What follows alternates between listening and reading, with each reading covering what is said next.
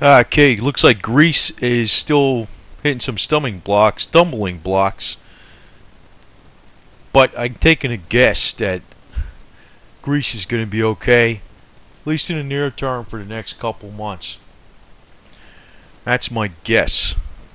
And that's basically why I make other decisions too. Greece got closer to getting a second bailout Monday, talking about today, February 27, 2012, after German lawmakers approved a $174 billion loan package. The bailout is needed in order for Greece to avoid defaulting on its debt next month. I guess that's in April, probably, or end of March. Default could have triggered another financial crisis. Well, yeah, obviously. And it's kind of interesting that whenever there's a problem in a dollar, in a U.S. dollar, if there's a problem in a U.S. dollar, or debt gets downgraded in the United States, everybody runs to gold. But when there's a problem in the euro, everybody runs out of gold and they run into the U.S. dollar.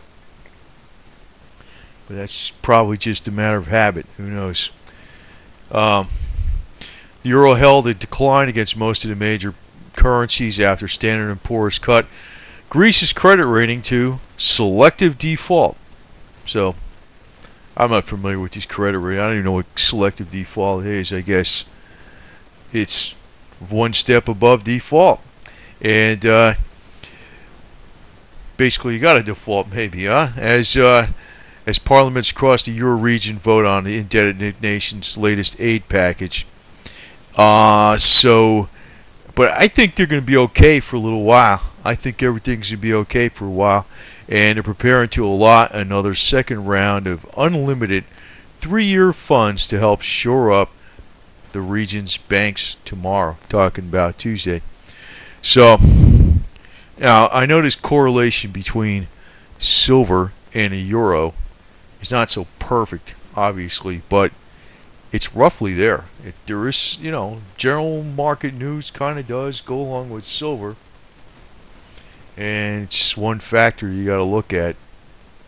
I mean, if silver was $75 an ounce right now, I don't know about it going up more from there. I'd be thinking it was going to crash. But also you got to figure where it is right now. This is silver. And it's sitting in this range. And actually, I picked up that triple leverage today, and I was almost like, it was up 20 cents. If you could dump this stuff, get your money back into cash the same day, and then jump back in there some hours later, I would, but I can't. So, holding, see what happens. But the euro basically follows the same pattern. I mean, the euro was looking better. It dropped some, but as they said in the papers, it wasn't like initially it dropped and it recovered. It's down just a little bit. Nothing really drastic happened yet. So, and I've been watching a lot of these, hearing these stories about bank holidays and all this kind of garbage coming up, and the big, I don't think that's coming up real soon. Okay, so it may come up someday. That could be. I'm not going to say that, but as far as it coming up in March, no, it's not. It's another one of those rumors. And if there's a bank holiday, and they freeze all the transactions out there, there's going to be a lot of businesses that are going to stop. So, it's I mean, I wouldn't even be worrying about other stuff. I mean, that's severe. That's some severe stuff. If they have a bank holiday in today's electronic markets, I don't know what the hell that means. If they had a bank holiday back in the early 30s, but that was a totally different situation. I don't think there's going to be any bank holiday anywhere in the next couple months or anything like that. No, there's not going to be one. That is, and that's where I can almost see where there's major media types or whatever. And I kind of do like Alex Jones in some ways. I don't listen to him because he's kind of aggravating, because he's trying to get everybody pumped up. That's what it seems like to me.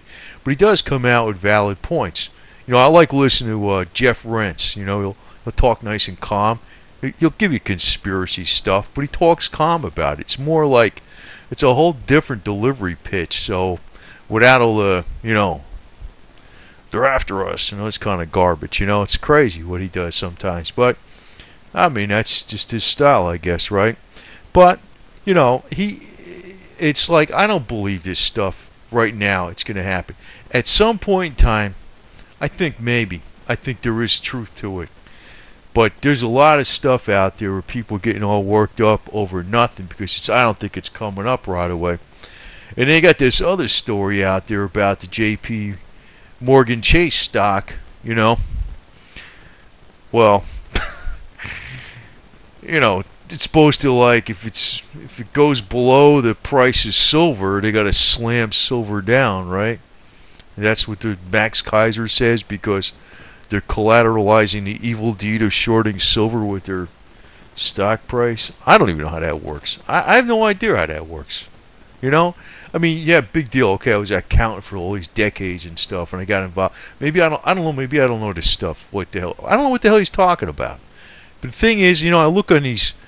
I know where that came from. Max Kaiser, the guy that told me Eric Sprott was a silver vigilante.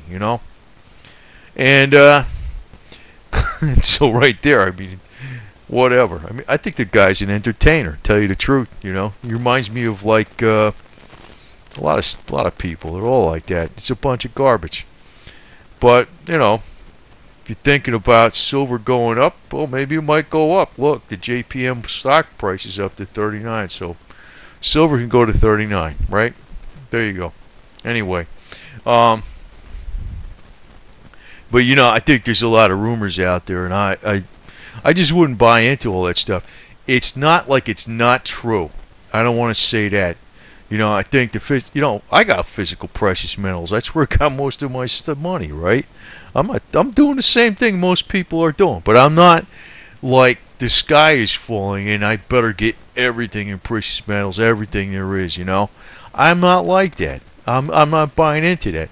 I think at one point in time that's probably going to be coming up. But obviously it's not coming up in the next month or two. I don't buy into this bank holiday stuff garbage at all. And I don't think the euro is going to crash in the next month or two.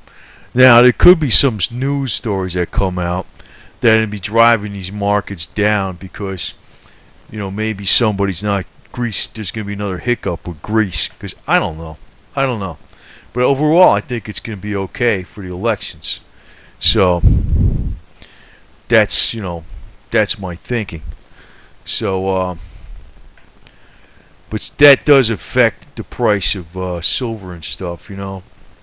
It's weird, but it shouldn't. But it does. It does. There is a correlation. If everything's going great in the economy and everything's going great in Greece, silver's going to go up. That's just what's going to happen. But that's kind of an if situation. There could be a little bit of a hiccup this week again. But I'm going to hold because I think within the next few weeks or so, I think silver is probably going to be up past 38. I think it's going to go up. So I want to take those gains, and when I get those gains, I'm getting the hell out. What I do suspect, though, then, is I think actually oil is going to retreat a little bit. I don't know. I was saying this all along, and I was thinking that maybe it's going to go up to 112 and pull back some. I mean, I don't know. I don't know 110%. I was almost thinking about this 110 too, also, but I was thinking it was going to have some resistance even at 105. It didn't. It went right through it pretty good. But the oil market's very hard to predict because it's all Iranian news stories that are going on. It's not necessarily fundamentals per se. It's more like news driven. What if they close the Straits of Hormuz? That type of stuff. Now, if big IF, I don't know, because say Greece defaults, silver can tank like a son of a bitch, and I'm screwed, right? But say for instance everything's good with Greece, and the JP Morgan stock price is up to 40, you know. And I don't know what the hell that has to do with anything, but I know what the on surface explanation is. JP Morgan collateralizes the naked short selling of silver with their stock price. Yeah, I don't know what the hell he's talking. You know, to tell you the truth, when Max Kaiser's saying stuff like that, I'm going to tell you flat out, when he says stuff like that and he doesn't give you a detailed explanation in numbers on his website where everybody can read it. I mean, I'm not just talking about just throwing some BS statement out there. Show me exactly how that works, because I don't understand it at all. I mean, maybe it's true. I don't know.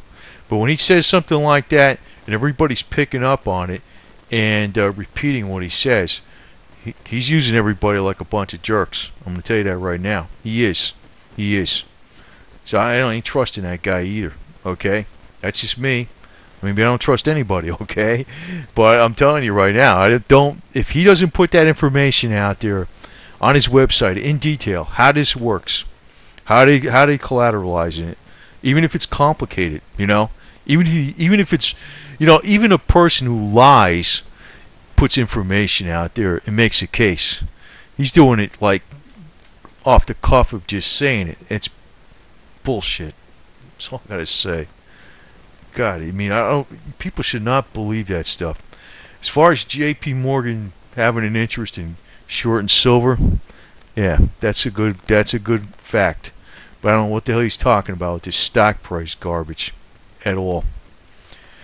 You know, and I find that aggravating because there's too many people buying into this stuff. And you know what? Explain it. Explain how it works.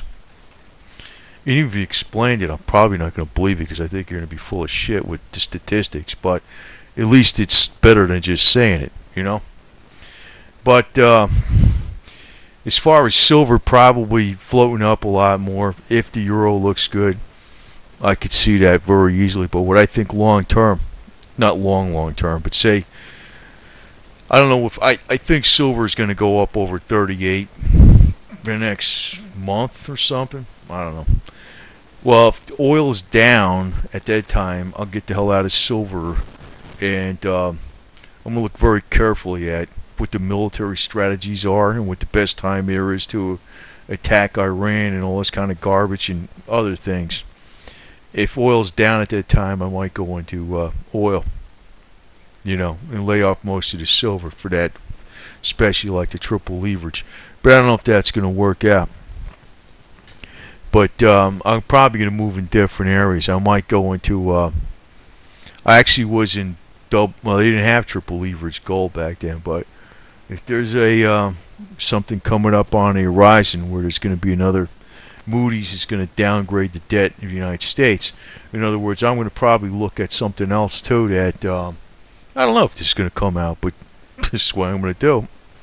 I'm going to look at if they downgrade the United States, not the S&P already did it, but say Moody's does it. But you know how they have these facts and figures out there with the national debt? Well, guess what? If they freaking, they're going to blow it again. I'll guarantee it.